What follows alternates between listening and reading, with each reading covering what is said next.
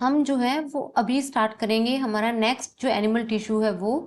हमने अब तक जो किया था वो था आपका क्यूबॉइडल टिश्यू। अब हम करेंगे कॉलमनार टिश्यू। जो कॉलमनार टिश्यू होता है इसके बारे में देखिए, आपको जो कुछ मेन चीज़ें हैं जो आपको याद रखनी है वो है, फर्स्ट तो कॉलमनार टिश्यू की जो सेल्स होती हैं वो बहुत ही टॉल और इनका जो टॉल एंड पिलर शेप होती है, ऐसी होती है इनकी सेल्स। अब दूसरी जो चीज़ है, जब ये सेल्स टॉल होंगी तो इनका जो न्यूक्लियस है वो नीचे की तरफ लाइंड होता है यहाँ पे। ठीक है, नीचे की तरफ इनका क्या होगा, न्यूक्लियस आपको देखने को मिलेगा। कॉलमनार सेल्स जो है वो लाइनिंग करती हैं हमारी बॉडी के अंदर की लाइनिंग। कौन कौन सी? स्टमक की लाइनिंग, स्मॉल इंटेस्टाइन की लाइनिंग और कोलोन की लाइनिंग। अब स्टमक से लेके कोलोन तक एक चीज़ जो है वो कॉमन है, वो क्या है, एक मेम्ब्रेन हमारी बॉडी के अंदर बनती है, म्यूकस मेम्ब्रेन। और ये म्यूकस मेम्ब्रेन वहीं देखने को मिलेगी जहाँ पे आपको कौन सी सेल्स, कौन सा टिश्यू मिलेगा, कॉलमनार टिश्यू। कॉलमनार टिश्यू जो है ये एब्जॉर्प्शन और सिक्रीशन का काम करता है। यहाँ पे मटेरियल्स का एब्जॉर्प्शन होता है और एक्सेस सिक्रीशन भी होता है। नेक्स्ट हमारा जो टिश्यू है वो है ग्लैंडुलर टिश्यू। अब देखिए ग्लैंडुलर आपको नाम से पता चलेगा, ग्लैंड मतलब ऐसा टिश्यू जो कहीं ना कहीं ग्लैंड उसके अंदर प्रेजेंट हो, तो उसको हम ग्लैंडुलर टिश्यू कहते हैं। अब ये स्पेसिफिकली इसका फंक्शन क्या होता है, ये सिक्रीशन करता है, क्योंकि आपको पता है ग्लैंड से आपके एंजाइम्स या जूसेस वगैरह है जो वो सिक्रेट होते हैं। तो ग्लैंडुलर टिश्यू का काम क्या होता है, सिक्रीशन करता है। लास्ट जो हमारा एपिथेलियम टिश्यू है वो है सीलिएटेड टिश्यू। सीलिएटेड में मैंने बताया था सेल्स होती हैं और उनमें क्या होता है, ऊपर की तरफ सीलिया होता है। तो सीलिया जो है वो सेल्स को मूवमेंट भी प्रोवाइड करता है।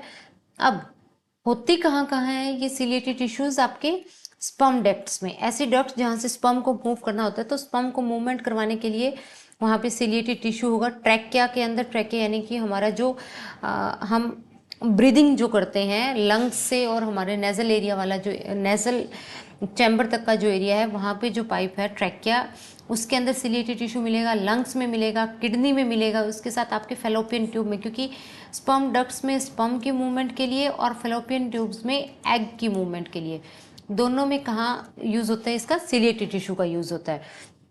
नेक्स्ट हमारा जो है मस्कुलर टिश्यू। नेक्स्ट टिश्यू जो है वो कौन सा है, मस्कुलर टिश्यू, या जिसे मसल टिश्यू भी हम बोलते हैं। तो मस्कुलर टिश्यू देखिए आपको नाम से ही पता लग रहा है कि ऐसे टिश्यू जिसमें डिफरेंट टाइप ऑफ मसल्स जो है वो इन्वॉल्व होती है, उसको हम बोलते हैं मस्कुलर टिश्यू। अगर इसके बारे में हम पढ़ें तो फर्स्ट जो मेन मस्कुलर टिश्यू है वो है, इसके टाइप है मस्कुलर टिश्यू के, स्ट्रेटेड मस्कुलर टिश्यू यानी स्ट्रेटेड मसल्स। ऐसे टिश्यू जिसमें स्ट्रेटेड मसल्स होती हैं। ये स्ट्रेटेड मसल्स जो होती हैं ये इनमें इस टाइप से ना, ऐसे मान लो ये है टिश्यू, इस टाइप से आपको स्ट्रेटेशंस मिलेंगे देखने को ऐसे। तो जिसमें इस टाइप से स्ट्रेटेशंस हैं इनको हम बोलते हैं स्ट्रेटेड टिश्यूज। क्या बोलते हैं इनको हम, स्ट्रेटेड टिश्यूज। ये सारी उन मसल्स में होते हैं जो वॉलेंट्री होती है। वॉलेंट्री यानी कि ऐसी मसल्स जो हम चाहें तब काम करें, हमारी विल पे काम करें। जैसे हम कुछ लिख रहे हैं या हम बोल रहे हैं या हम मतलब बॉडी में हमारे अकॉर्डिंग जहाँ मूवमेंट करवा रहे हैं, उन सब मसल्स में कौन सा टिश्यू होता है, स्ट्रेटेड मसल्स। वहाँ कौन सी मसल्स होते हैं आपकी, स्ट्रेटेड मसल्स। स्ट्रिप्ड, स्ट्रिप्ड ये देखो स्ट्रिप्ड भी बोलते हैं इसको, क्योंकि ये स्ट्रिप्स आपको जो देखने को मिल रही है। अब मल्टी न्यूक्लिएट होती है, एक से ज़्यादा न्यूक्लियस इसके अंदर प्रेजेंट होते हैं, बिल्कुल यहाँ पे भी होगा, यहाँ पे भी होगा, ऐसे इस टाइप से मल्टी न्यूक्लिएट होते हैं। और ये सार्कोलेमा भी इसमें, मतलब सार्कोलेमा में ये प्रेजेंट होता है। अब सार्कोस्टाइल भी यहाँ पे प्रेजेंट होता है। सार्कोस्टाइल का आपको पता होना चाहिए, सार्कोस्टाइल जो है वो एक कॉन्ट्रैक्टाइल आपका एलिमेंट है। क्या है, कॉन्ट्रैक्टाइल एलिमेंट, यानी कि ऐसा एलिमेंट जो क्या करता है, बॉडी में कॉन्ट्रैक्शंस को वो करता है, मतलब कि करवाता है, बॉडी के अंदर कॉन्ट्रैक्शंस करवाता है। कौन, कॉन्ट्रैक्टाइल आपका ये सार्कोस्टाइल। अब इसके साथ नेक्स्ट हमारी जो मसल है वो है विसरल स्ट्रेटेड मसल्स। अब ये होती कहाँ पे हैं, विसरल यानी कि विसरा पार्ट जो है हमारा, वहाँ पे जो स्ट्रेटेड मसल्स है उनको हम बोलते हैं विसरल स्ट्रेटेड मसल्स। कौन सी, जैसे कि आपकी टंग के अंदर, फेरिंग्स के अंदर, डायफ्राम के अंदर और अपर इसोफेगस के अंदर, यहाँ सब जो मसल्स हैं उनको हम बोलते हैं विसरल स्ट्रेटेड मसल्स। नेक्स्ट हमारी आती है, ये फर्स्ट थी स्ट्रेटेड मसल्स, सेकंड थी स्मूथ मसल्स। ऐसी मसल्स जो क्या होती है, स्मूथ होती हैं। इनके ये अनस्ट्रेटेड होती है। अनस्ट्रेटेड मीन्स इस टाइप से स्ट्रेटेशंस इनमें नहीं होती है, जैसे ये यहाँ देखने को आपको मिल रही थी, ऐसी स्ट्रेटेशंस इनमें नहीं होती है। ये विसरा में होती है। विसरा यानी कि हमारी जो इंटरनल ऑर्गन्स है वहाँ पे ये मसल्स होती है। इनवोलेंट्री होती है, यानी कि हमारे अकॉर्डिंग काम नहीं करती है ये खुद बॉडी के फंक्शंस के अकॉर्डिंग काम करती है। हम इनको अपनी मर्जी से नहीं करवा सकते। इन सब में क्या होता है, यूनिन्यूक्लियस। यूनिन्यूक्लिएट होती है, एक ही न्यूक्लियस होता है। आपको ध्यान रखना है सिर्फ स्केलेटल मसल को छोड़ के, स्ट्रेटेड मसल्स या स्केलेटल मसल्स को छोड़ के बाकी दोनों मसल्स जो हैं, जैसे कि कार्डियक मसल और स्मूथ मसल, दोनों ही क्या है, इनवोलेंट्री हैं। दोनों ही इनवोलेंट्री हैं, ये अपने अकॉर्डिंग काम करती हैं। जैसे कि अगर मैं कार्डियक मसल की बात करूं तो आप थोड़ी अपने हार्ट को कह रहे हो कि वो बीट करे। हार्ट अपने आप बीट कर रहा है। आप सो रहे हो तो भी, अगर आप कुछ एक्सरसाइज कर रहे हो तो भी हार्ट में जो है मूवमेंट हो रही है। तो इस टाइप की मूवमेंट जिसे हम कंट्रोल नहीं करते हैं, जो ऑटोमेटिक कंट्रोल रहती हैं, उनको हम कहते हैं इनवोलेंट्री, कि हमारे विल के अकॉर्डिंग काम नहीं हो रहा है। अब कार्डियक मसल्स भी आपकी दो टाइप की होती है, smooth and striated.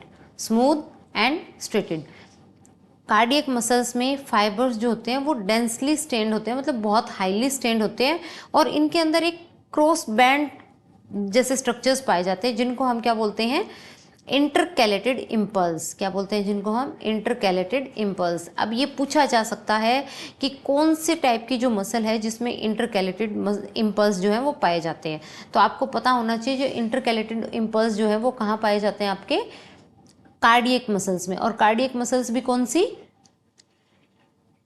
Cardiac muscles कौन सी होती है, इनवोलेंट्री। इनको हम इम्पल्स बूस्टर भी बोलते हैं, क्योंकि इनकी वजह से क्या होता है, बॉडी के अंदर इम्पल्स जनरेट होती है, हार्ट के अंदर इम्पल्स जो है वो जनरेट होती है, तो इनको हम क्या बोल देते हैं, इम्पल्स बूस्टर। अब पूछ भी सकता है कि हमारी बॉडी में इम्पल्स बूस्टर कौन से होते हैं, तो ये जो इंटरकैलेटेड इम्पल्स जनरेट करते हैं, कौन, क्रॉस बैंड्स। इन क्रॉस बैंड्स को बोला जाता है इम्पल्स बूस्टर। नेक्स्ट आपका है कनेक्टिव टिश्यू, जो पूरी बॉडी को कनेक्ट करके रखता है। देखिए फंक्शन वहीं से पता लग जाता है, बाइंडिंग, बॉडी के अंदर बाइंडिंग करके रखता है, सपोर्ट प्रोवाइड करता है और पैकिंग प्रोवाइड करता है। अब कनेक्टिव टिश्यू जो है ये लिविंग सेल्स होती हैं। कनेक्टिव टिश्यू है वो लिविंग सेल्स होती हैं, जैसे कि आपका इसमें फाइब्रोब्लास्ट। कनेक्टिव टिश्यू के अंदर फाइब्रोब्लास्ट जो सेल है वो ग्राउंड सब्सटेंस बनाती है, मतलब मेन जो सब्सटेंस है वो फाइब्रोब्लास्ट की वजह से ही आप बनता है। नेक्स्ट जो आपका है वो, एक बार मैं आगे चलने से पहले मैं आपको कनेक्टिव टिश्यू में कुछ जो कनेक्टिव टिश्यू के टाइप हैं वो मैं आपको बताती हूँ। कनेक्टिव टिश्यू में मेन आपका, let me open the white board.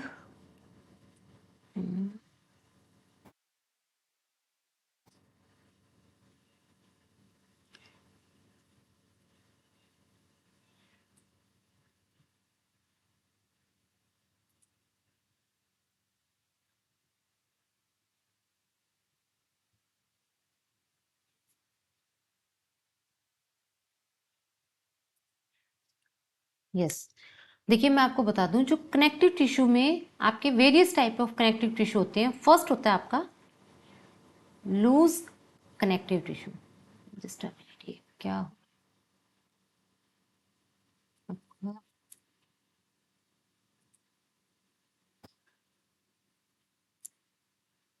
Loose connective आपका टिश्यू।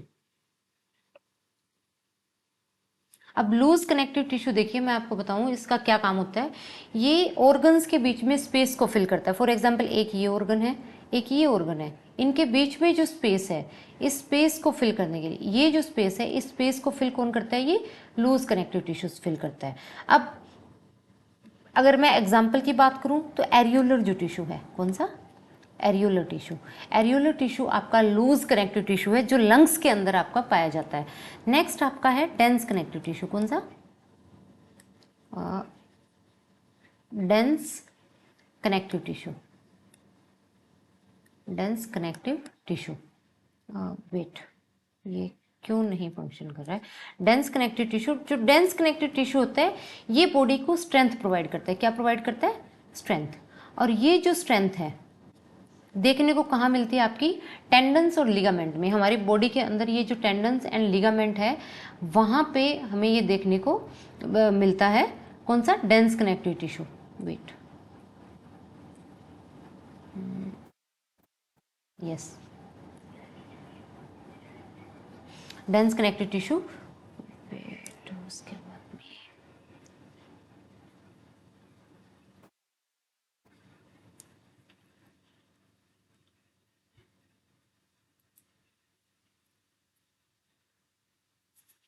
नेक्स्ट है आपका डेंस कनेक्टिव टिश्यू के बाद में नेक्स्ट आता है एडिपोज टिश्यू। कौन सा? Adipose tissue. ये जो एडिपोज टिश्यू है ये स्टोर फैट करता है। देखो आपको पता होना चाहिए कि कुछ टिश्यूज जो है स्पेसिफिकली कुछ काम होता है। एडिपोज कनेक्टिव टिश्यू का काम होता है वो फैट को बॉडी के अंदर स्टोर करता है, और ये जस्ट स्किन के नीचे होता है, स्किन के जस्ट नीचे, स्किन के जस्ट नीचे जो आपका टिश्यू होता है वो एडिपोज टिश्यू होता है।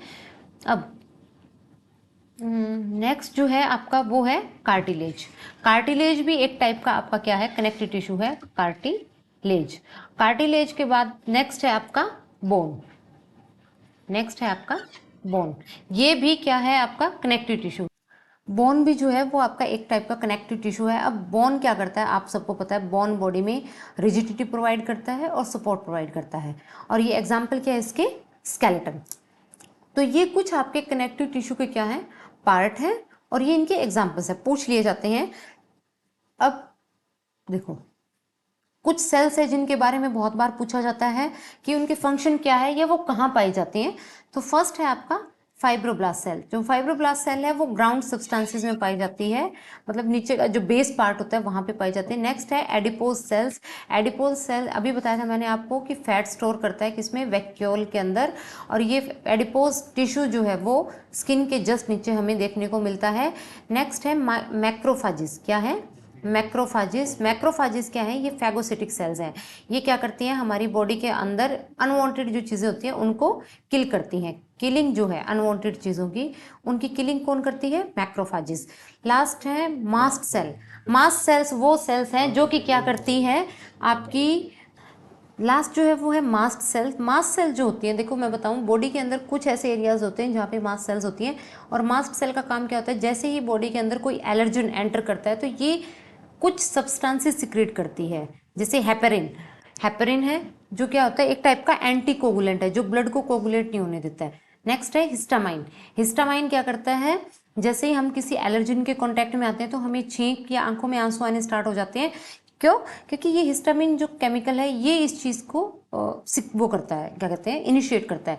लेकिन आपको जो चीज़ ध्यान रखनी है वो ये है, हिस्टामिन है वो वेसोडाइलेटर है, यानी वेसल्स को डायलेट कर देता है। डायलेट अगर वेसल्स होंगी तो उनमें से ब्लड का फ्लो बहुत स्लो हो जाएगा। एक और सब्सटेंस होता है दैट इज सेरोटोनिन। सेरोटोनिन वासो कंस्ट्रिक्टर है। ये बहुत बार पूछा जाता है कि हिस्टामिन वेसोडाइलेटर है या वासो कंस्ट्रिक्टर है, तो आपको पता होना चाहिए histamine is a vasodilator and serotonin is a वासो कंस्ट्रिक्टर। वासो कंस्ट्रिक्टर का मतलब है ये जो आपकी वेसल थी उसको इसने क्या किया? पतला कर दिया। पतला करने की वजह से इसमें ब्लड का जो प्रेशर है बहुत हाई हो जाएगा। लेकिन वासो डायलेटर क्या करता है? ये जो वेसल्स थी उसको क्या कर देगा? बहुत ब्रॉड कर देगा, तो ब्लड प्रेशर है वो क्या हो जाएगा? ड्रॉप कर जाएगा। नेक्स्ट आपका है प्रोटीन फाइबर्स ऑफ मैट्रिक्स, मतलब कि जो बॉडी में मैट्रिक्स होता है, मैट्रिक्स मीन्स मेन जो सेल्स होती है उनमें प्रोटीन फाइबर्स भी प्रेजेंट होते हैं। कैसे? अब देखो जो प्रोटीन फाइबर्स होते हैं मैट्रिक्स के, ये सिक्रेट होते हैं बाय कंपोनेंट सेल्स। कौन सी सेल से? Component cell. पूछा जाता है केमिकली इनके अंदर जीएजीज प्रेजेंट होते हैं जिनको हम बोलते हैं ग्लाइकोसा अमीनो ग्लाइकेंस। इनको बोलते हैं ग्लाइकोसा अमीनो ग्लाइकेंस, गैग्स बोला जाता है इनको। और प्रोटीन जो है फाइबर मैट्रिक्स का, उसमें मतलब कि उसमें ये प्रेजेंट होते हैं। तो आपको पता होना चाहिए कंपोनेंट सेल क्या करती है? प्रोटीन फाइबर्स को सिक्रेट करती है, और उनके अंदर कौन सा केमिकल प्रेजेंट होता है? गैग प्रेजेंट होता है, ग्लाइकोसा अमाइनो ग्लाइकेंस। अब मैट्रिक्स के अंदर 3 मेन प्रोटीन फाइबर्स जो प्रेजेंट होते हैं वो कौन कौन से होते हैं? फर्स्ट है वाइट फाइबर्स ऑफ कोलेजन। उसमें कोलेजन जो है वो प्रेजेंट होगा किसमें? वाइट फाइबर्स में। दूसरा है येलो फाइबर्स ऑफ इलास्टिन। आपको पता होना चाहिए, ये पूछ लेते हैं कई बार कि व्हाइट फाइबर में कौन सा है, येलो फाइबर में कौन सा है। तो व्हाइट फाइबर में क्या है आपका कोलेजन, येलो फाइबर में आपका इलास्टिन, और रेक्टेंगुलर जो रेटिकुलर जो फाइबर्स हैं उनमें रेटिक्यूलिन प्रेजेंट होता है। व्हाइट में कोलेजन, येलो में इलास्टिन एंड रेटिकुलर में आपका रेटिक्यूलिन। ये कुछ आपके मैट्रिक्स के अंदर जो है प्रोटीन्स फाइबर्स प्रेजेंट होते हैं। नेक्स्ट है आपका कनेक्टिव टिश्यू, मैंने आपको बता दिया था 4-5 टाइप का जो होता है, areolar, dense, regular, adipose, skeletal या फ्लूइड कनेक्टिव। फ्लूइड कनेक्टिव में आपका ब्लड आता है। ये देखिए आपको बता, एरियोलर जो लूज कनेक्टिव टिश्यू है इसमें व्हाइट कोलेजन फाइबर्स होते हैं और चेंजेस होते हैं इनटू जेलेटिन। देखिए जो मेन चीजें हैं वो मैं बता देती हूँ आपको। ये ऐसे है। अब देखिए एरियोलर टिश्यू जो है इसको लूज कनेक्टिव टिश्यू भी बोलते हैं, एरियोलर टिश्यू को लूज कनेक्टिव टिश्यू भी बोलते हैं। इसके अंदर व्हाइट कोलेजन फाइबर्स होते हैं जो कि अगर हम उनको बॉइलिंग वाटर में डालेंगे तो वो जेलेटिन में कन्वर्ट हो जाते हैं। जेलेटिन में कौन कन्वर्ट हो जाता है, व्हाइट कोलेजन फाइबर्स। इसके अंदर सेकंड कौन से फाइबर्स होते हैं, येलो इलास्टिक फाइबर्स भी प्रेजेंट होते हैं जिनको हम क्या बोलते हैं, इलास्टिन, इनको बोलते हैं elastin. Dense regular connective tissue है, ये प्रिंसिपल कंपोनेंट होता है टेंडन्स एंड लिगामेंट्स का, जो हमारी मसल्स और बोन्स को कनेक्ट करते हैं, muscle to muscle and muscle to bones. तो टेंडन्स एंड लिगामेंट्स, इनके अंदर क्या होता है आपका डेंस रेगुलर कनेक्टिव टिश्यू होता है। अब इसमें एपोन्यूरॉन्स भी प्रेजेंट होते हैं। फिर है आपका टेंडन, आपसे कई बार पूछ लिया जाता है कि टेंडन का क्या काम होता है। तो ये स्केलेटल मसल को बोन से अटैच करवाता है। मसल जो है वो बोन के साथ जब अटैच होती है तो किसकी वजह से होती है, वो टेंडन की वजह से। लिगामेंट क्या करवाता है, बोन को बोन से कनेक्ट करवाता है। लिगामेंट जो होता है वो बोन को बोन से कनेक्ट करवाता है। और लिगामेंट जो है वो हाईली इलास्टिक होता है। क्या होता है, हाईली इलास्टिक। और इलास्टिक के साथ साथ इसमें मैट्रिक्स भी बहुत कम होता है। अब कई बार हमने ये सुना होगा कि बॉडी में स्प्रेन आ गया या किसी लिगामेंट में स्प्रेन आ गया, तो वो होता क्या है, कई बार हम कोई एक्सरसाइज या कुछ हैवी वेट वगैरह कुछ कर रहे होते हैं तो उसमें क्या होता है कि वो जो लिगामेंट है उसकी बहुत ज़्यादा खिंचाव आ जाता है, एक्सेसिव पुलिंग हो जाती है लिगामेंट की, जिसको हम क्या बोलते हैं, स्प्रेन। उसको हम बोलते हैं sprain, excessive pulling of ligament. अब जैसे मैंने ऊपर बताया था एपोन्यूरोन्स, वहाँ पे एपोन्यूरोसिस वहाँ पे यूज हुआ था। तो एपोन्यूरोसिस होता क्या है, broad sheet of dense fibrous collagenous connective tissue, मतलब ऐसी शीट जिसमें आपका dense fibrous collagenous connective tissue present होता है, that cover invest and form the termination and attachment of various muscles, मतलब अलग अलग मसल्स की जो लास्ट का टर्मिनेशन पॉइंट्स होता है उनको कवर करते हैं या उनको अटैच करके रखते हैं आपस में, उसको हम क्या बोलते हैं, एपोन्यूरोसिस।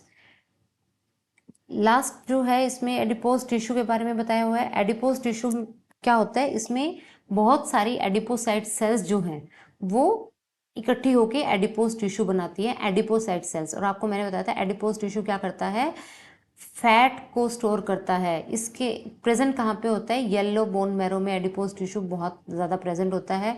और हमारी स्किन के नीचे की तरफ भी जो एडिपोज टिश्यू है वो बहुत ज़्यादा क्वांटिटी में प्रेजेंट होता है। फ्लूइड कनेक्टिव टिश्यू के बारे में अगर हम बात करें तो ब्लड जो है मेन कंपोनेंट है, और ब्लड में भी, ब्लड को हम organic substance of plasma soluble protein बोलते हैं। क्या बोलते हैं, organic substance of plasma soluble proteins. और इसमें कौन कौन से प्रोटीन्स पाए जाते हैं, ये भी बहुत बार क्वेश्चन आया है कि ब्लड में कौन से प्रोटीन्स पाए जाते हैं। आपका one is albumin, globulin and fibrinogen. Albumin, globulin and fibrinogen आपको पता होना चाहिए। Albumin, globulin and fibrinogen. Fibrinogen वो आपका कैंसर की प्रोटीन है जो ब्लड की कोगुलेशन में हेल्प करता है कहीं ना कहीं। अब इसमें ब्लड में बहुत सारी ग्रेनुलोसाइट्स भी होती हैं, ग्रेनुलोसाइट्स सेल्स होती हैं अलग अलग टाइप की। कौन कौन सी, न्यूट्रोफिल है आपकी, बेसोफिल है और इयोसिनोफिल है। ये कुछ आपकी ग्रेनुलोसाइट्स जो है वो ब्लड के अंदर प्रेजेंट होती है, यानी ये ग्रेन्यूल शेप होते हैं। इनके अंदर न्यूक्लियस आपको देखने को मिलेगा। फिर आती है कुछ ए ग्रेनुलोसाइट्स, ब्लड के अंदर ए ग्रेनुलोसाइट्स भी प्रेजेंट होती हैं। कौन सी, मोनोसाइट्स एंड लिम्फोसाइट्स। कौन सी, मोनोसाइट्स एंड लिम्फोसाइट। मोनोसाइट दो टाइप की होती है आपकी ब्लड के अंदर, कौन सी, macrophages and histiocytes. Macrophages and histiocytes.